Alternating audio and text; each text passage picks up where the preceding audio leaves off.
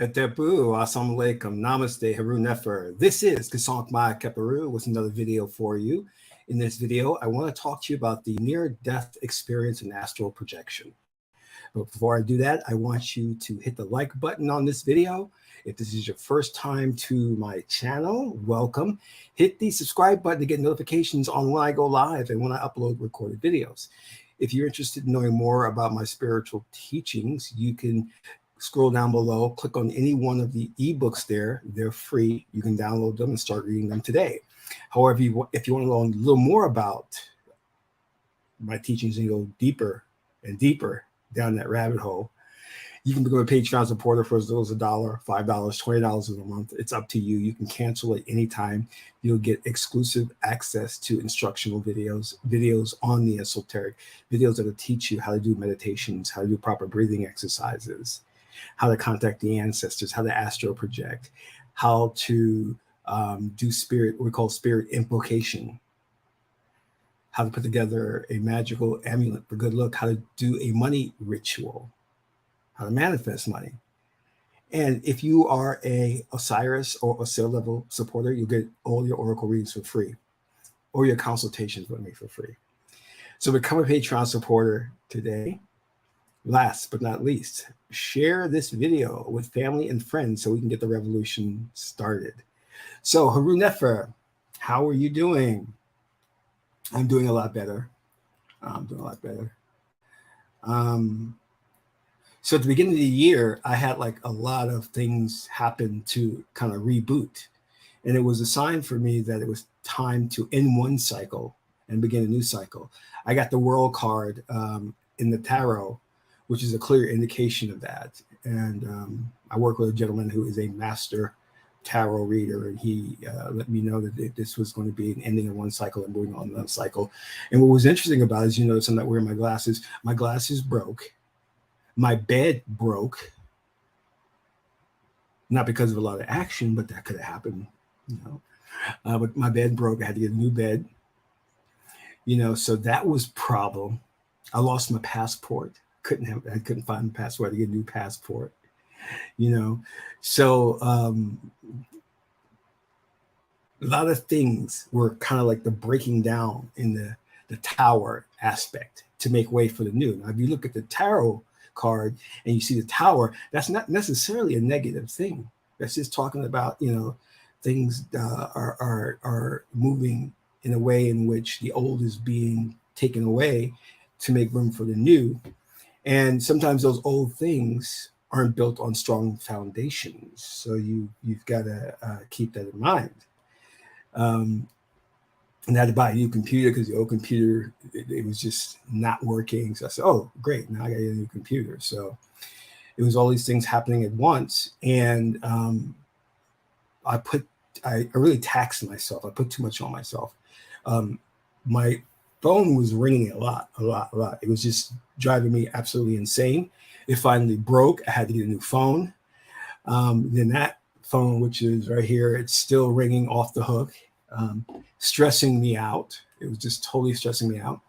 So I knew I had a lot of work coming up in February. Also, February is my birthday, February 22nd. So I said, I'm going to take a trip overseas and work on some things because there's some projects I need to complete. So I paid all this money for this ticket and everything. And shortly there before I was scheduled to go, I wake up at midnight and I'm throwing up. And I'm like, oh, what happened? So my first thought is maybe I ate something that didn't agree with me. And I'm like, no, it wasn't that. And the entire night I just threw up, and I never like realized the body contains so much liquid, you know. I just did not stop. So it basically culminated into them having to call the ambulance to take me to the hospital, you know, because I started having a severe pain. And then in the hospital, they were super nice. They knew exactly what the deal was. The doctor was nice. In fact, I have a special hospital that I go to, and the doctor I go to, the ambulance didn't want to take me there because they were saying it was really far across town. There was another hospital that was closer, and they didn't want to have to drive me far across town and have something happen in the ambulance. So I was like, okay, just take me to this one. We went there, and they pretty much knew what was going on. And he told me it would subside in 48 hours.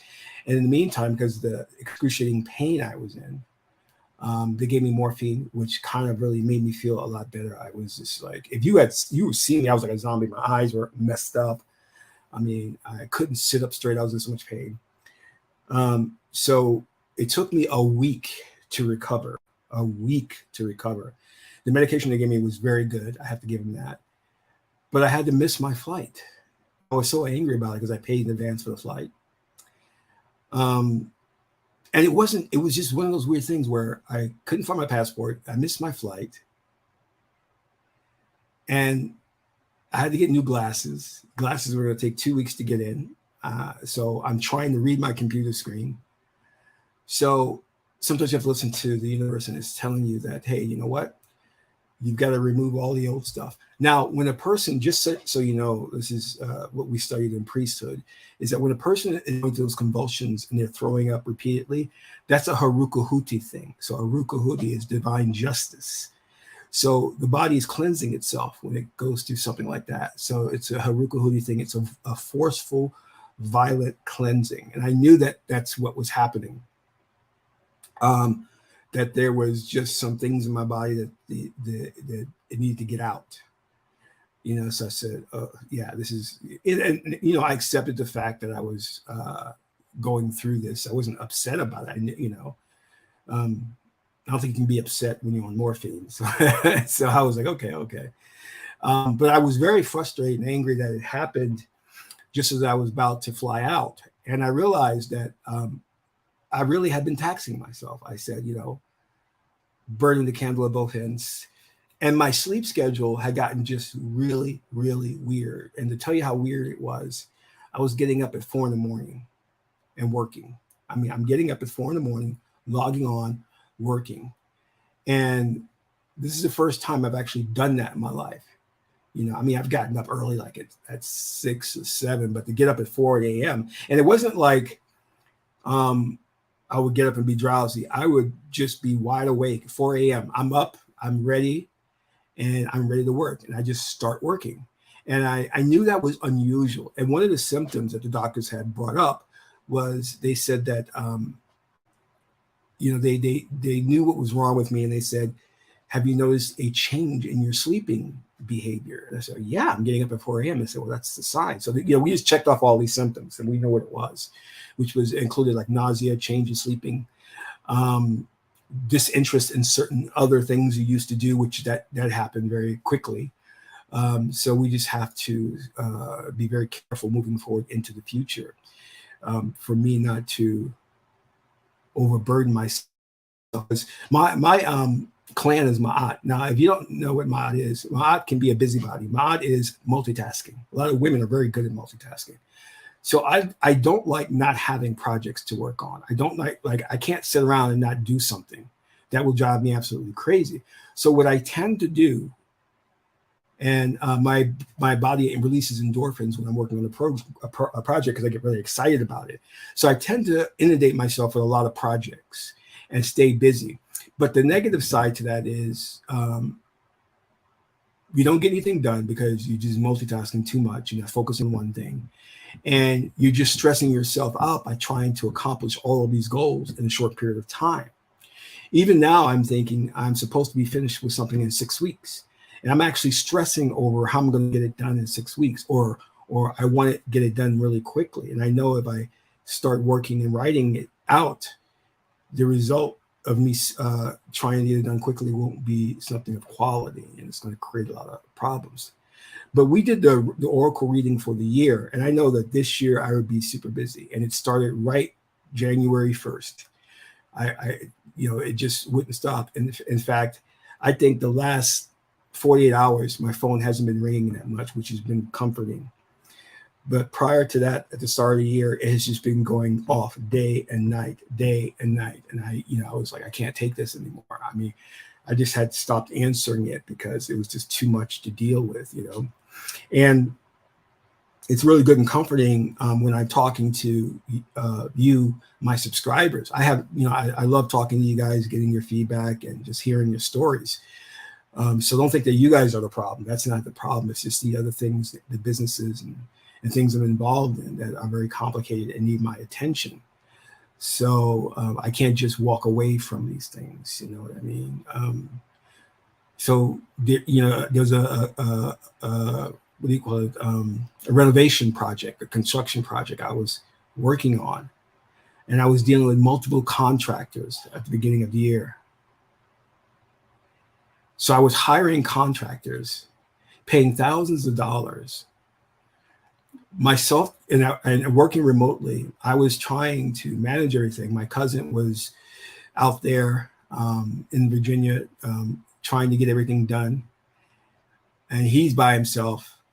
And you know, I'm sending him checks so he can get paid, and FedEx is not delivering the checks, so that was a stressful thing. So he's not getting paid, so we had to work something out, and they had a snowstorm, so FedEx couldn't get there.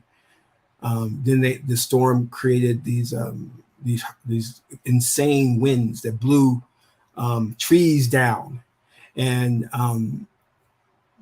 one of the clients walked on to the property and saw all the trees down, and then was basically upset that there was these trees. And I said, well, that's weather. I can't help that the trees, and these were big trees. I'm like, wow, I can understand them being a bit upset, you know. So we had to get the trees removed, and then I had to get an HVAC, and then it's like all these things started happening, and you know, that project ended, and I was so happy that it ended, and we got it done. But I had to actually sit down and do payroll for everybody because there were a lot of people that were still yet to be paid, you know. So that was a bit stressful, trying to making sure that, you know, and I don't know if you've done payroll before or you've contracted people, but there are some good people who will be honest in their estimates, and there are some bad people who will try to con you. And I had one person who tried that, and then I had to contact a lawyer to deal with that person, hire a lawyer for that. And then another thing happened, which I'm going to be doing a video for you guys. This is a very interesting thing, which I will be taking legal action on. So then to top it off, I had an incident that happened to me at a bagel shop. And it was a very, very bad incident that happened at the bagel shop. It was so bad that the CEO of the bagel shop called me up to apologize and told me that if I walk into any one of his bagels shops ever again, I will be treated like, you know, a king. I will be given the royal treatment. So I was thankful that he was, you know, he called to personally apologize. Sorry, he wasn't the CEO, he's the COO, Chief Operating Officer. So that was nice that he did that. But I'll talk a little bit more about that in future videos. So right away, as the new year started, everything just hit the fan and just went really, really crazy, you know. And I'm trying to manage everything, and at the same time getting sick repeatedly. It wasn't like one time. I got sick a couple of times and had to manage that, you know. And this is why I wonder, like, you know, when I went to school, left college, started working in a startup company, and I always wondered, like, because I've always stayed busy. I've either started my own company, started a movie, you know, got a movie into production. I always wondered, like, how do people spend their spare time? What do they just do, you know? And, you know, I'm like, because I'm always busy. I'm always trying to get something done. But yet I see other people and they don't seem to be goal-oriented. And yet when you give them one little task, they start to complain about how they don't have enough time. And I'm always making time for something. You know, the other day I'm like, I'm going to make time for the gym now. I've got to make sure I hit the gym. I got to make more time for meditation. Yet people, you ask them to do one simple thing. Like my 6-figure PM program, I'm trying to get people to jump in that, and it's going to make them a lot of money. And they are like very reluctant. I'm saying, what, you don't want to make six figures? You don't want to like level up your lifestyle? You don't want to get the bag? What's wrong with you? You're going to take 6 weeks of training, which will then culminate into you starting a new job, making six figures and above, because it's all up. You're going up there you're going to go up from there, from 100,000 to 150,000 to 200,000. And there's people that are just very reluctant to do that. And I'm like, well, this is where it's going. You really don't have a choice, because the world is moving in terms of technology, in terms of AI and automation. It's already there, actually. We've already gone through another industrial revolution. So your positioning will eventually phase out. I walked into a McDonald's because I wanted just to get some coffee, and I noticed that they wouldn't take my order. I walked in and they're like, so you have to go to a kiosk. And I'm looked to the left, and there's this line of kiosks. And I'm like, whoa, they are replacing the workers with kiosks. I'm like, you got to get with the, and that's one of the things that I do, is that we program kiosks, So you've got technology is where it's at, So I suggest that you start looking at coding, programming, which doesn't pay as much as a digital PM. And you take a longer time to learn coding and programming. And you have to learn various different programs, not just HTML5, but you got to go with JavaScript. You may have to go for Python or Cold Fusion or, a lot. But as a project manager, you have to have just multitasking and interpersonal skills. That's the main requirement. You know what I'm saying? So please think about that. I'm training at this company, I'm training all their employees on how to use Basecamp. It's a project management platform, very easy to use. But they brought me in to do that because they understand the value of it. And as a consultant, you get the opportunity to move from company to company, determine your work hours, state your salary. So why not do that? So check out the link below for the six-figure PM and get into that.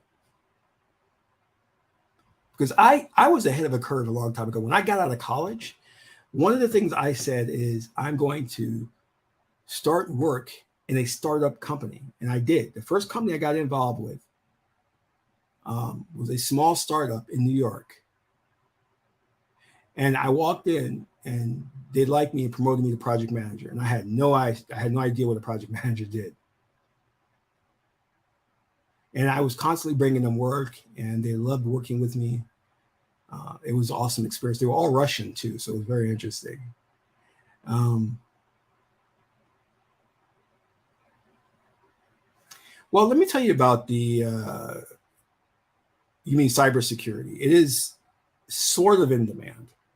And the reason why I say this is because compared to digital project management, digital PM, which has hundreds and hundreds of jobs available, there is not as many cybersecurity jobs available. And cybersecurity is a very refined niche field. You've got to know some serious coding. You've got to know, like we are trained a little bit in that in terms of penetration testing and stuff like that. So you got to know a lot when it comes to cybersecurity. There are different levels to that. And I looked early on into that and chose not to get into that because of the learning of the coding and having to have all kinds of certifications, which to me is didn't want to do that. Hey, I'm glad you mentioned that. So, I was trained on Asana, and when I got first involved with Asana, I did not like it. I have to be honest with you. I did not. I was hired as a project manager. There's one company that asked me if I knew Asana, and I said no. So they trained me, and that's what being a digital PM is. One of the great fields is if a company asks you if you have experience with a certain platform and you don't, it's okay because they don't expect you in most cases because the company will train you. So they asked me if I had experience in Asana. I said no, and then I got hired and I went home and I took a course. What's the website name? I forgot the website. Lynda.com. So I learned Asana off Lynda.com in about 6 hours. Started working with it. Still hated it. And then flash forward a year later, I began to really like it. And I actually got they asked me to test a new version of Asana. So I said, all right, I'll test it. And they wanted me to give them feedback. So I started giving very, very detailed feedback with graphics and stuff like that. I started putting together charts and graphics.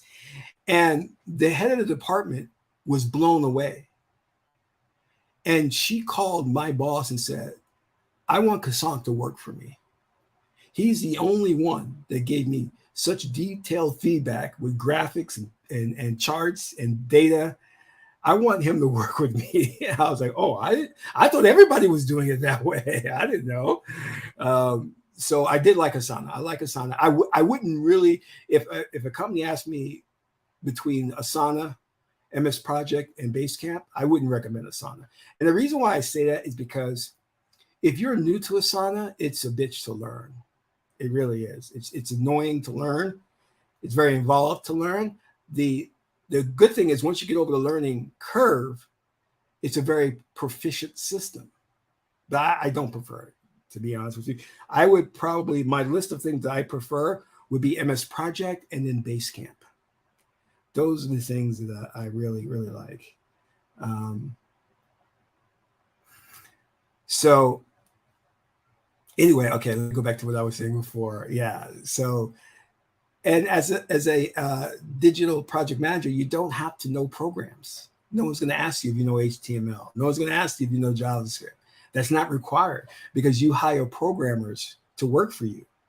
You understand? That's what you have to do. You hire programs to work with you to do that. So keep that in mind. I try to go for something that pays the most and is really efficient. Now, there are other jobs that if I could go back when I left college, I probably would have got into as well. One of them is probably being an anesthesiologist, which can pay anywhere from $200,000 to $250,000 to start. So, and it's not so stressful, but it is very heavy in terms of study and being very, very meticulous when it comes to your job because you could kill people. But it's a field that pays a lot, and that's what I look for. I don't have any interest in being an anesthesiologist, but I have an interest in making a lot of money. I would have, and I'm talking about back then, I would have had an interest. I got into tech because I was very interested in tech and it came naturally to me. I mean, I was just fixing websites and doing things without learning code or understanding anything. I just knew how to go in there and look at it and fix it. There was one time they paid a company to fix a platform they had. The company took all this money, took a week and still didn't fix it. I went into the platform and within 1 hour, I fixed it. And the company that they paid wanted an extra week of salary to do an extra week of work to figure out what was wrong. I just fixed it in 1 hour. So, and I'm not saying that I'm the most skilled person, but a lot of these companies try to gyp you, overcharge you, and a lot of these companies don't have good people working for them. Just because they have a startup or just because they're a tech company doesn't mean that there's good people there. Which is why places like Google, Facebook, they have real stringent tests for their programs. Very hard to get into those companies. It's not easy, which is why the companies have a lot of fringe benefits like free meals, things like that. But I digress. Let me get into what we're going to be talking about today so I can get out of here.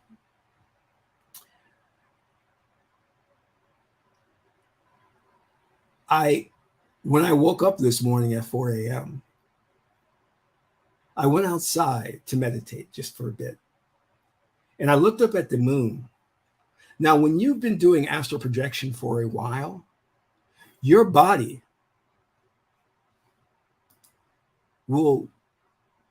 can astral project automatically and not necessarily on command.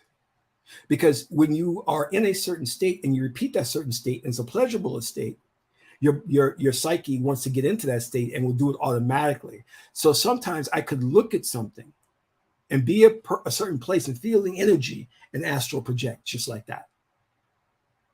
But it takes practice to do that. So when I went out and I was meditating and I looked up at the moon, I had astral projected up to space, to the moon. And I can see the moon. I can see the craters, right? I was there. And it was a wonderful feeling. It was just phenomenal. Now, people have asked me, well, what did you see? I want you to understand that when you are astral projecting, you don't have these eyes. You're using your astral eyes or your third eye. That's what's seen. And it's a whole different type of thing you're experiencing, all right? So don't think you're using your eyes to experience. So in essence, we have to understand that consciousness is not a product of the physical body. Consciousness is separate from physicality. Consciousness is not a product of physicality. Okay? So with the understanding of that, you must know that who you are is consciousness, and consciousness can leave the body at any time it wants to. We fail to understand that.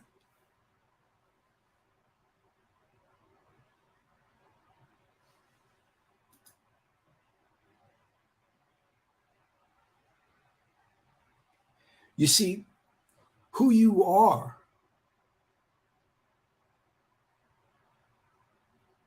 is a being that exists, not in time and space.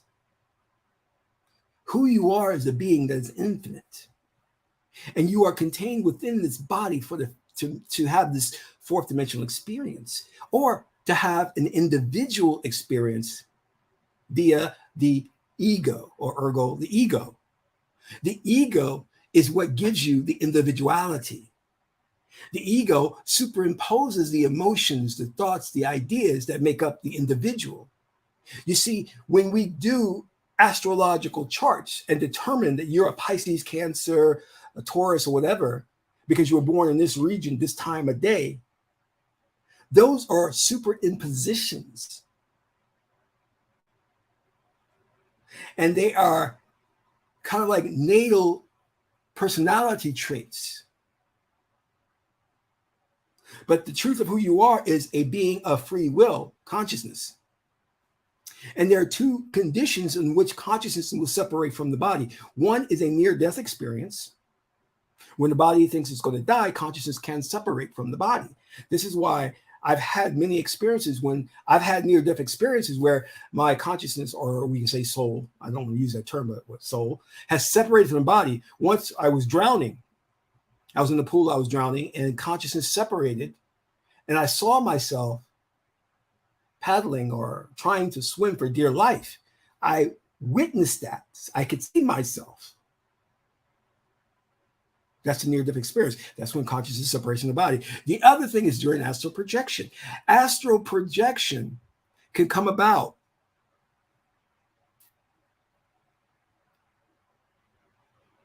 through two primary ways. One, deep meditation and practice, or through the use of psychotropic drugs, which is probably, or what we call as herbs, like DMT, ayahuasca. That's probably the most effective way to get consciousness to separate from the physical body. And those are what our ancestors used in ancient Kemet to have the near-death experience and the astral projection. So when I astral projected to the moon, I was able to do so because I have been practicing it for a long time, for years. So it was easy to separate my soul from my body, or my consciousness from my body. It did automatically. And the conditions were right. The energy of the earth at the rising of the sun, me coming out of the sleep state. Now, one of the things I was looking for on the moon was craters and evidence of cities. But they're on the dark side of the moon, so I couldn't see them.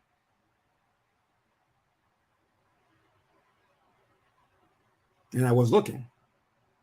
And I wasn't that close to the moon. And I couldn't get any closer. I tried. That's the limitations of astral projection. Sometimes you can't control everything. So we understand that those two conditions for astral projection, meaning psychotropic drugs or the ability to astral project, leave your body at will, some have actually perfected this. They're known as seers. They have perfected this ability to have consciousness depart from the body and travel to remote locations and witness certain things and come back to their body and report this.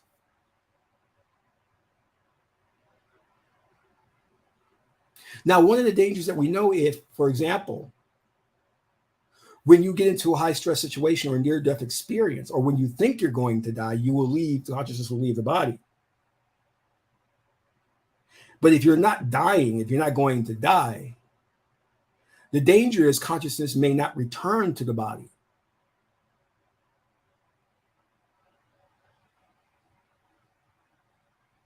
Now, if that happens, the body will die. You will die. Now, one of the things that our ancestors from the future, because we know we can go into the future through astral projection and visit with our ancestors and talk with them. One thing that we know that our ancestors have perfected in the future and have also perfected in the past is the ability to separate consciousness from the physical body and place consciousness in another avatar or another body. Again, I'm going to say it again. We know that our ancestors in the future have perfected this, and we know our ancestors in the past have done it. They have the ability to separate consciousness from the physical Geb body and place consciousness in a new avatar. Now, I cannot place my consciousness within your body because your body is already inhabited by another consciousness. But if that consciousness were to leave, I can place my consciousness into your body, which would be hollow, in a vehicle. This is science truth. Our scientists know today that this is possible. This is why they're working with AI so that consciousness can be transferred into a machine, an artificial intelligent being. Now, what we get into, which is dangerous, is we disrupt God's mechanism, ma'at, because God has set it up in such a way that your consciousness, once you die, is transferred into a new avatar, which is then born at a certain family lineage and certain region on the planet to afford you the opportunity to have an experience as a Pisces, Gemini, or whatever. Now, if you circumvent that process to push your consciousness within a different avatar, whether it be an artificial intelligent machine or a new organic body, you're then playing God.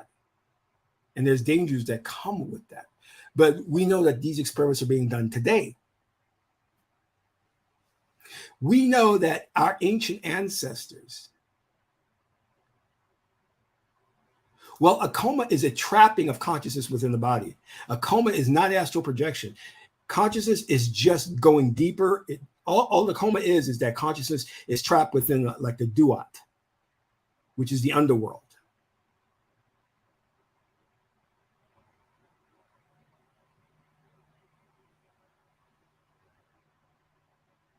That is absolutely right. There are what we call genii and spirits that will teach you how to take your consciousness out of the physical body and place your consciousness into something else. This is why in ancient Kemet, we knew that statues and things like this had consciousness, because we knew how to do that. Now let me go back to that. Our ancient ancestors in Kemet knew the science of removing consciousness from the body and either having consciousness travel through the duat, travel through a nearby star system, or into another avatar. And the one who knew this science was Hermes Trismegistus or Tahuti. He pioneered this science, which the ruling elite, the cabal, the e-geniuses, are now experimenting with and doing to create longevity so they don't have to die.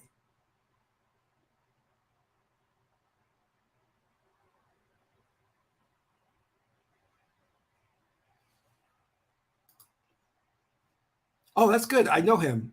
If he's got that in his evocation course, that's excellent. That's excellent. All right. So let me go back and state this again. Consciousness is not a byproduct of physicality. Consciousness supersedes physicality.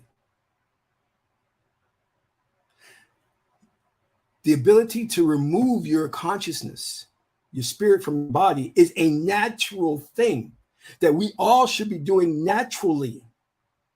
It's not supernatural. It's a natural thing. But because we live in a Western world which has trapped us in third dimensional thinking or three density, our intellectual progress has been retarded. They have put us in terms of knowledge in the dark ages. And they have gone underground with their high technology based on Egyptian mystery occult practices. They, in their underworld, have advanced technology like transporters. They know how to transfer their consciousness into other people's bodies to live many different lives, to carry on their lineage. This is why one of the things they did was erase our memories of the past and make us think the past was primitive. I'm going to explain something to you. There's no mystery of how the pyramids were built. They went into Kemet, went into the temples, the hieroglyphics, and removed the information that the ancient Kemetic people left behind about how they built the pyramids. You understand? That information did survive, but they removed it and they took it and put it all underground. This is why they hate you, Black people. There's something mentally disturbed about the cabal because they're predicated so much on race. I don't know what's wrong with them, why they are so concerned about the white race. It's a dysfunctionalism within them that has carried on to future generations. But anyway, these are high occult principles and techniques that our children used to learn in ancient Kemet. Astral projection, levitating limestones to build pyramids.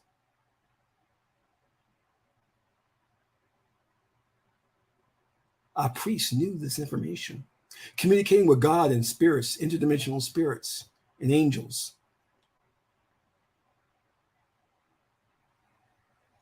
Because when you start to astral project and you start to traverse the duat, you understand that everything in the physical world that we see is based on individuality. It was created to have an experience, okay? And that it stands in for reality, but it's not reality itself. It's Maya, okay? And we know that these forces that control these things like fire, the wind, the air, are governed by either deities or genii.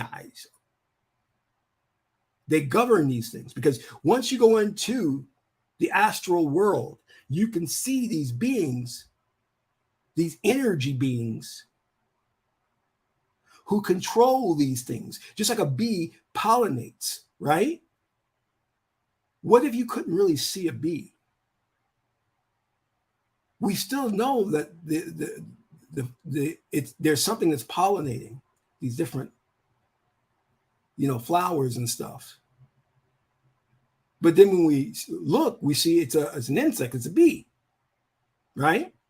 It's the same way that we may not see what controls earthquakes, universities, weather. We may not see it, but if we could see, we would see spirits, genii, deities controlling these things, and that they are open to suggestion and manipulation.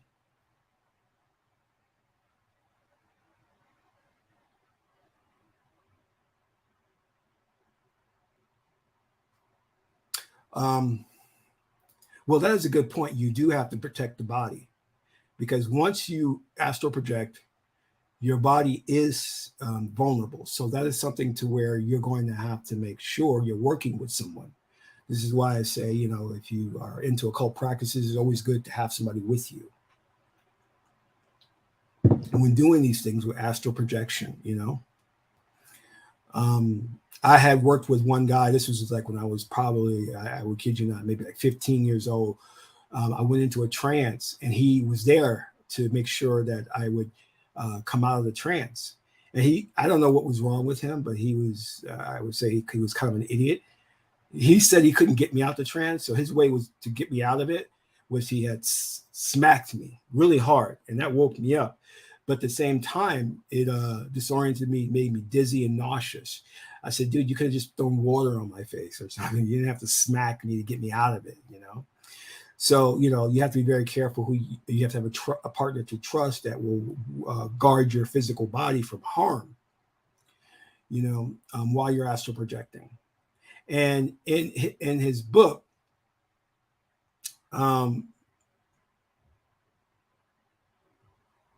which is, I forgot the name of the book, but he warns against going too deep into astral projection, because he reality transurfing is the book's name. He talks about how you could go places and specifically never come back, and your spirit is lost within those realms. And those are true. Those are very dangerous realms, because your spirit can get locked in there and never return. I've gone to those realms, not specifically the ones where you get locked in, but I've gone to realms where they have warned me to be careful, because if you stay in this realm, you will never find your way back to your body.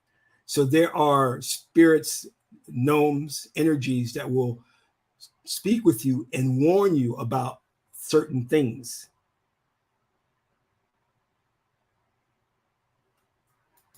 The author's name is Vadim Zeland. Vadim Zeland is called Reality Transurfing. So the likelihood of that happening to you when you're astral projection, because you have an astral umbilical cord that ties you to your specific frequency. So you'll never come back to someone else's body. It always come back to this physical body, because consciousness has a frequency that matches with the physical body, and you come back and you merge with your this. But we know how to tweak that code to get us to go into another body and to inhabit that body. Now you're getting into the exorcist and possession, which is true. That's how it works. That's true. Catholic Church isn't wrong, because a spirit or consciousness can go into another person's body and possess that body. And that where you have dual souls or dual spirits inhabiting that same body, that is not natural, and they will create complications and problems, right? And but the main thing that this society is more concerned of is transhumanism. They're trying to merge man with machine. They're trying to make the cabal, the ruling elite, live forever by transferring their consciousness into new bodies. Now, how are they going to do that? They're going to do that by taking your body. So they're going to take your body, put you through a near-death experience, get rid of your consciousness or your soul, and then allow one of their brethren to transfer their consciousness within your body.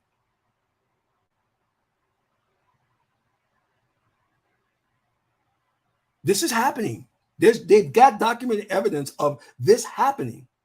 This is not science fiction. This is not what they're planning. It is already happening.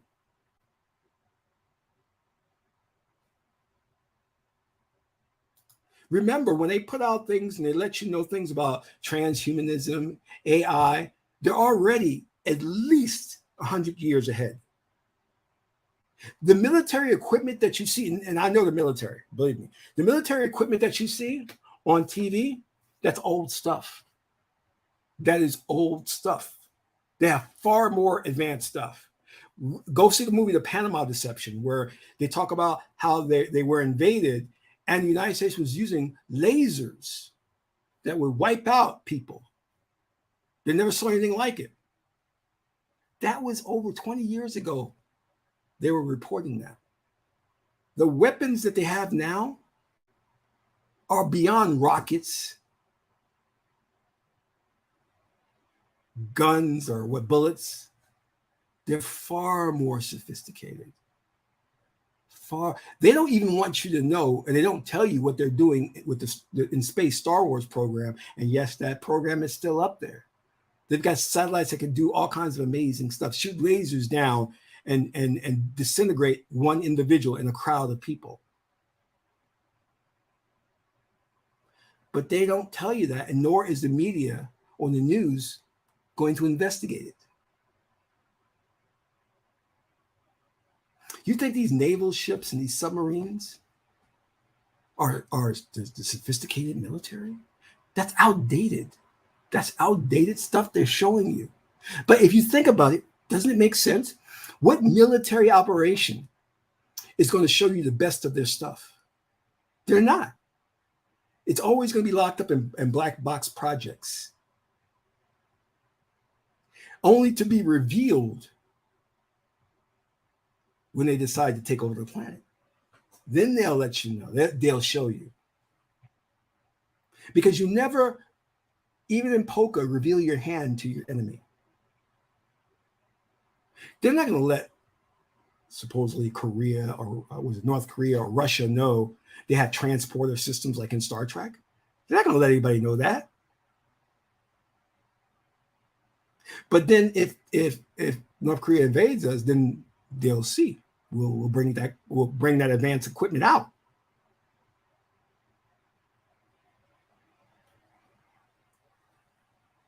You know, we have the quantum stealth. It's not 100% invisibility, but it's getting there.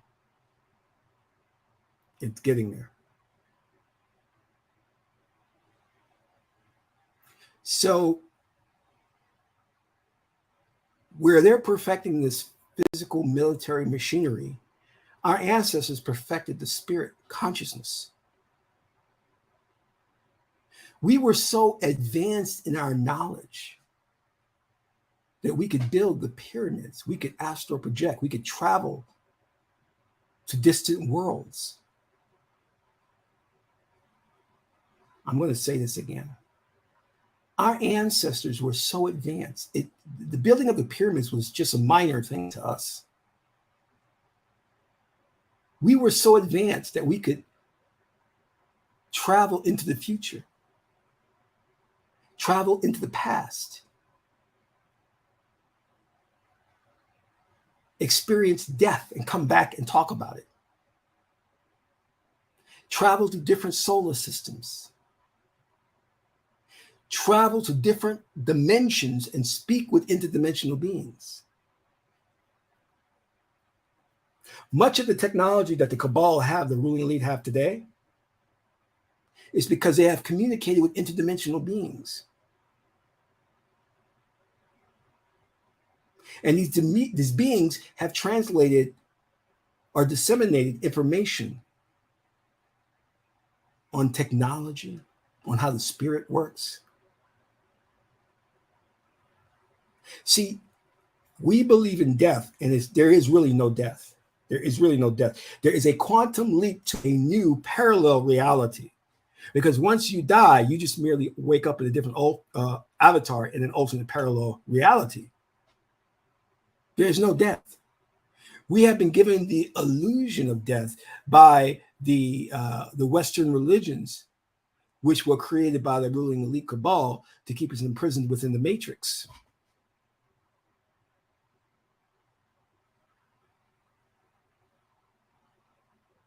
But once you understand the secret of transferring consciousness to different avatars, then you understand there's no death, that memory even can be retained from life to life to life.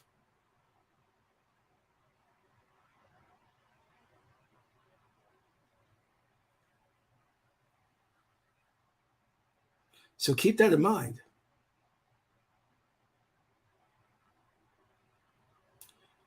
Unfortunately, too many people who call themselves the Hotep crowd and the intellectuals and the Black nationalism who try to give you this Kemetic wisdom and knowledge don't know jack. Because all they can talk about is this dynasty, that dynasty, this queen, this king. And then they parade around like, well, we built the pyramids, as if that was our highest achievement. It wasn't. It wasn't our highest achievement. We mastered death. We mastered space travel.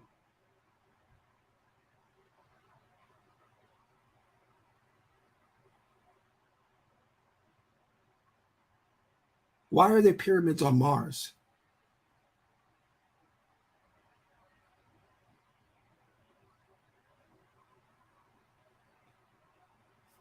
But you see,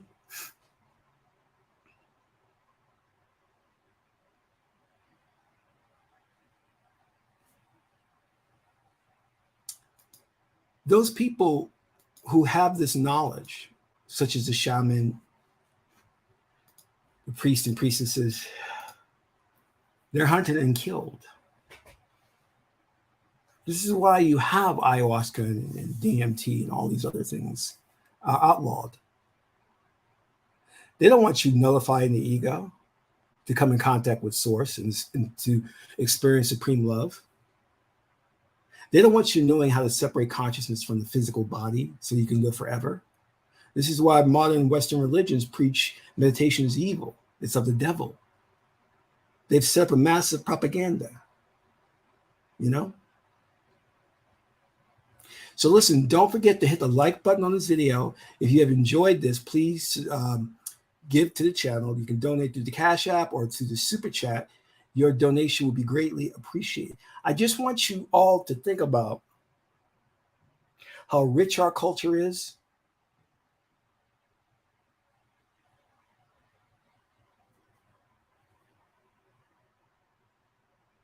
How much we have contributed to the advancement of the world, and now only to have these ruling elite retard the progress of the world and put us in the dark ages.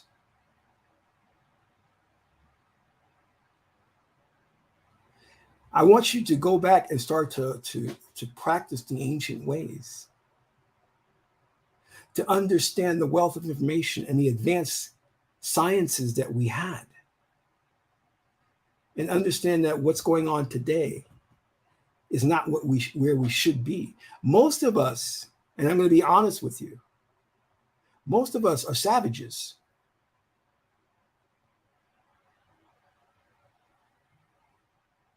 Operating out of our emotions, going in and shooting up places and people, arguing, starting physical fights, calling each other the N-word. That's savage level. That's what the ancient Kemetic people were trying to prevent us from becoming. This is why you see the anthropomorphic figures with the heads of the animals and the body of the human. They were trying to warn us that if we don't get straight and become Osir, we would become animalistic, Sahu, savages. And they've got you on a steady diet of mainstream media, especially like Black men. All you want to do is talk about sports and rap, which stunts your intellectual growth.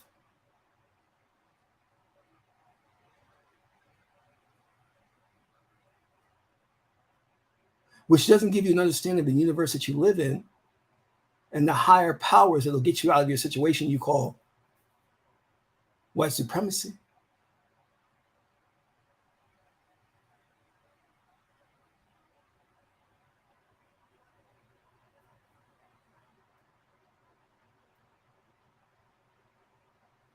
So value what your ancestors left, practice what they left to raise your consciousness and your spirit to a higher level so you can access these sciences and this information so you can be a help to all of mankind and womankind. I want to thank you. This is Qesankh Ma'at Keperu, son of Ma'at and Tehuti. Ma'at is the beautiful goddess Helaru. Until our next video, I'm in Ra.